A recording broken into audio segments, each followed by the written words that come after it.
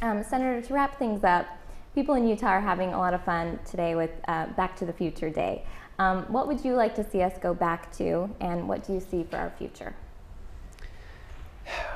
You know, I think the 80s were a great time, and I think the fashions of the 80s were outstanding. My wife and my children sometimes mock me for the fact that they think sometimes I didn't ever leave the 80s in the first place.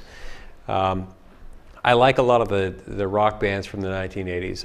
I miss the Police, for example. I miss Van Halen before David Lee Roth split up from the rest of the band. They were just never the same after he left. I miss President Ronald Reagan, who was one of the great presidents of the last century, and would love to see him back in office somehow, even though he's no longer with us. Those were good times in many respects, in part because with the sound economic policies put in place by the Reagan administration, many of which were negotiated on a bipartisan basis with a Congress that wasn't always eager to go along with what President Reagan did, but ultimately, in many instances, saw the wisdom of what he was trying to propose, ushered in an era of unprecedented peacetime economic prosperity and growth, and I'd like to see that again. Perhaps most importantly, I'd like to see us get back to the principles of the U.S. Constitution. I'd like to see us return to principles of federalism and separation of powers.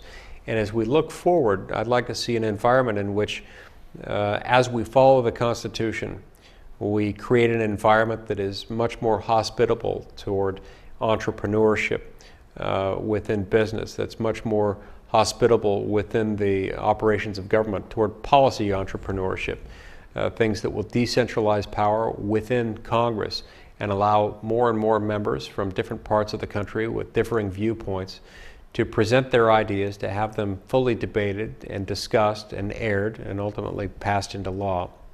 If we did these things, if we followed these formulas, if we follow this plan that's been put in place for us, this founding era document that was put in place 228 years ago, I think we will see that our best days remain yet ahead of us, that it's morning again in America, that we'll start to see economic growth that is consistent with what we need and want and so badly crave in this country. We can do it. Together, we can make this country better again. We can restore economic prosperity. We can restore the economic opportunities that have been available to so many people for a long period of time. But we've got to do it right, and we've got to do it following the Constitution. If we do these things and we do them together, we will see that our best days will remain yet ahead of us.